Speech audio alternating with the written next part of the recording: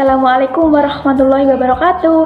Perkenalkan, nama saya Siti Nurkofifa dari KKN kelompok 78 Prodi Hukum Pidana Islam Fakultas Syariah dan Hukum. Nah, KKN tahun ini berbeda dengan KKN sebelumnya karena di masa pandemi seperti ini, maka para mahasiswa harus melaksanakan KKN di rumah aja atau di tempat tinggal masing-masing. Dan pihak kampus memberikan tema penguatan tanggung jawab sosial perguruan tinggi melalui KKN tanggap pandemi COVID-19. Sehingga dalam video ini saya mengangkat tema edukasi mengenai COVID-19 dan penguatan kesadaran masyarakat untuk tetap menerapkan protokol COVID-19 di era new normal.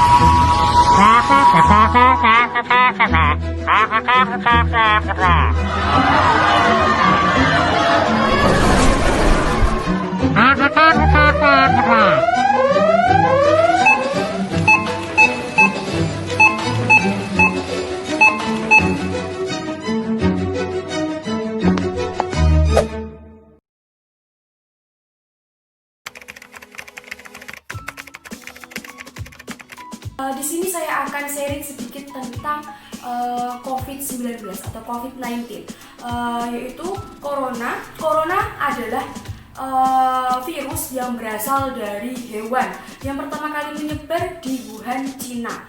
Kemudian menyebar di seluruh dunia termasuk Indonesia. Kemudian cara penularan sendiri dari corona itu bisa ditularkan melalui manusia ke manusia, melalui benda, melalui udara. Oleh sebab itu, kita harus sering-sering mencuci tangan pakai sabun, memakai masker, seperti itu. Kemudian ciri-ciri orang yang terkena corona atau COVID-19 itu adalah batuk. Batuknya itu batuk kering, kemudian pilek, dan juga disertai sesak nafas, dadanya sakit, dan bisa juga disertai demam, yaitu demam tinggi lebih dari 38 derajat Celcius.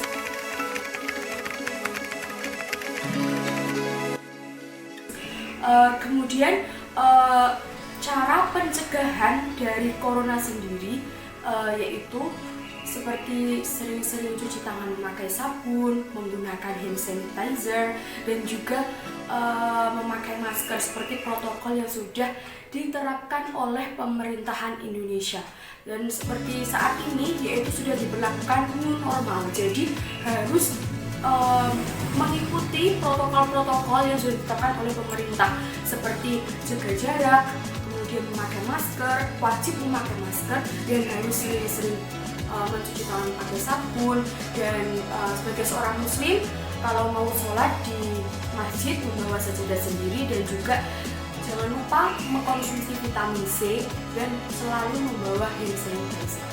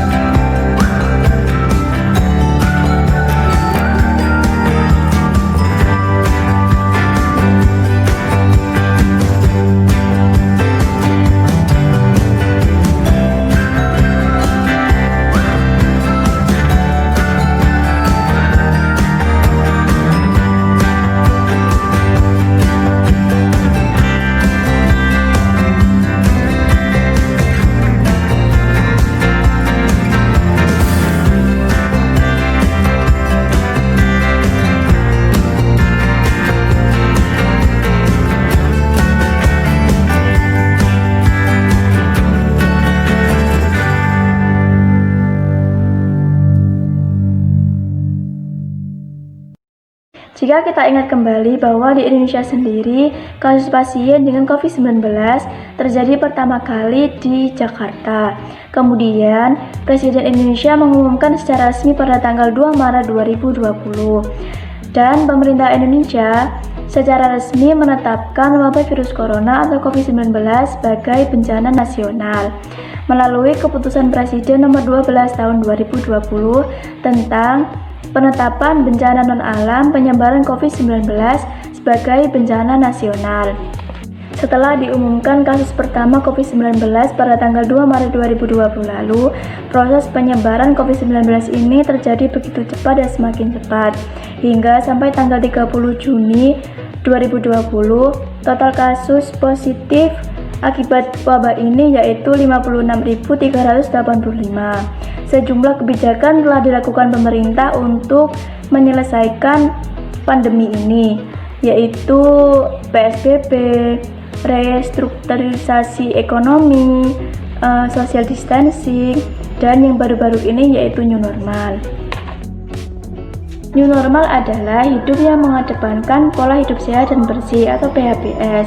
Di kehidupan new normal ini, kalian harus membiasakan dalam hidup sehari-hari dengan tetap menjalankan protokol kesehatan dimanapun kalian berada, seperti menggunakan masker, mencuci tangan hingga bersih dengan sabun, menghindari kerumunan, menjaga jarak dengan orang lain, serta protokol-protokol yang lainnya. Untuk dapat menerapkan new normal ini, maka masyarakat harus memahami konsep dari new normal dengan baik dan benar.